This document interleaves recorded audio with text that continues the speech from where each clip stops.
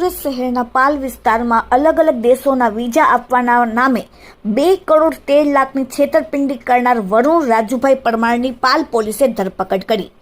મળતી માહિતી પ્રમાણે સુરત શહેરના પાલ વિસ્તારમાં અલગ અલગ દેશોના વિઝા અપાવવાના નામે રૂપિયા 2 કરોડ 13 લાખની છેતરપિંડી થઈ। કરોડોની છેતરપિંડીના કેસમાં ટ્રાવેલ એજન્ટની ધરપકડ। વરુણ રાજુભાઈ પરમારને પાલ પોલીસે ઝડપી પાડ્યો છે। આરોપી મહાકાલ ટ્રાવેલ્સનો એજન્ટ 13 જેટલા લોકો પાસેથી રૂપિયા 2 કરોડ 13 લાખ ખંખેરી લીધા હતા। ક્લાયન્ટોને ફિનલેન્ડ ઈ-વર્ક પરમિટ વિઝા અને કેનેડાના પરમિટ વિઝા અપાવવાના નામે આરોપી વરુણ પરમારે 2 કરોડ 13 લાખની રકમ પડાવી લીધી। જે રકમ પડાવી વિઝા અપાવવાના નામે કરોડોની છેતરપિંડી કરી હતી। ભોગ બનનારાઓ પાલ પોલીસ મથકમાં ફરિયાદ નોંધાવી હતી। જે ફરિયાદને આધારે પોલીસે ગુનો નોંધીને તપાસ શરૂ કરી હતી। દરમિયાન ગુનામાં ફરાર આરોપીને તાત્કાલિક પાલ પોલીસે ઝડપીને વધુ તપાસ હાથ ધરી છે। Bureau report, daily India TV, Surat.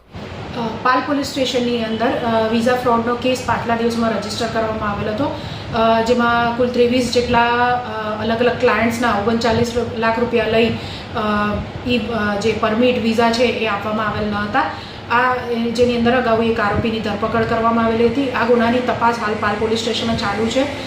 જે દરમિયાન વરુણભાઈ રાજુભાઈ પરમાર નામનો ઈસમ જે પોતે પણ વિઝાનું કામ કરે છે, તેની સંડોવણી જણાઈ આવતા પાલ પોલીસ સ્ટેશન દ્વારા તેની ધરપકડ કરી રિમાન્ડ લઈ ઇન્વેસ્ટિગેશનની કાર્યવાહી આગળ ચાલુ કરવામાં આવી છે।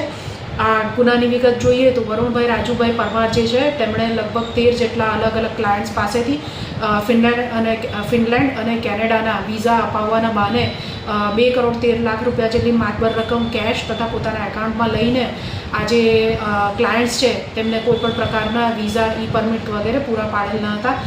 તપાસ દરમિયાન તેમની સંડોવણી જણાઈ આવેલ, જેથી પોલીસ દ્વારા તેમની ધરપકડ કરી આગળની કાર્યવાહી કરવામાં આવેલ છે। આરોપી ક્યાંથી ઝડપાયો? આરોપીને પોલીસ દ્વારા ટેકનિકલ સર્વેલન્સ અને એના આધારે પોતાના જે નાસ્તો ફરતો હતો ત્યાંથી ઝડપી પાડવામાં આવ્યો।